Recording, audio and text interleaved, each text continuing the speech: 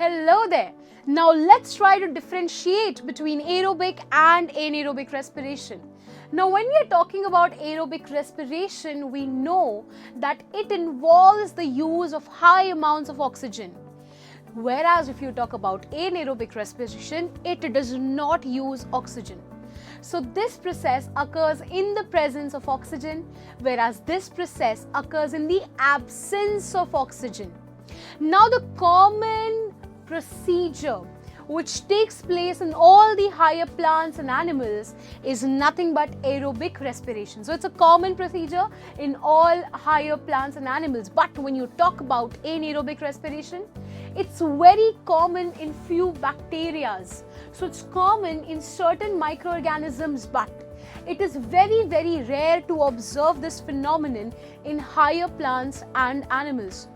Now, when you talk about aerobic respiration, well, energy will be released in higher amounts in the form of ATP. But when you talk about anaerobic respiration, well, energy will be released in very smaller amounts in the forms of ATP.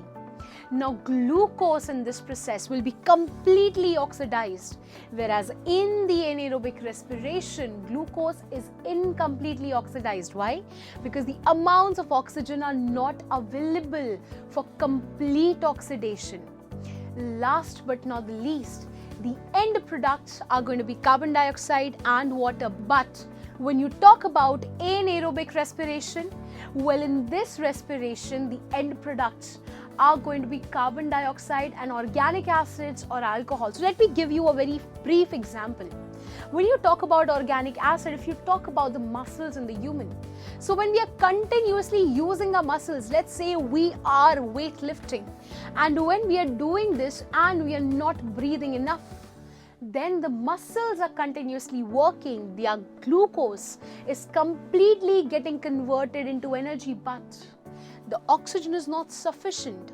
So in this insufficiency of oxygen, what is going to happen? Well, the glucose is going to convert into lactic acid, and that is an organic acid which is a result of anaerobic respiration. And similarly, when you talk about alcohol, well, this alcohol is produced during the process of fermentation by the bacteria, and that is in the absence of oxygen. And that is how the end products are always going to be carbon dioxide and organic acids. And these organic acids and alcohol, they have carbon. Whereas if you see aerobic respiration, well, they do not have any carbon products except for carbon dioxide, because all of them are utilized for energy. But in here, not everybody is utilized for the production of energy. Few carbon molecules are left, and they are not converted completely into carbon dioxide. And that is how this process fetches us only less amounts of energy.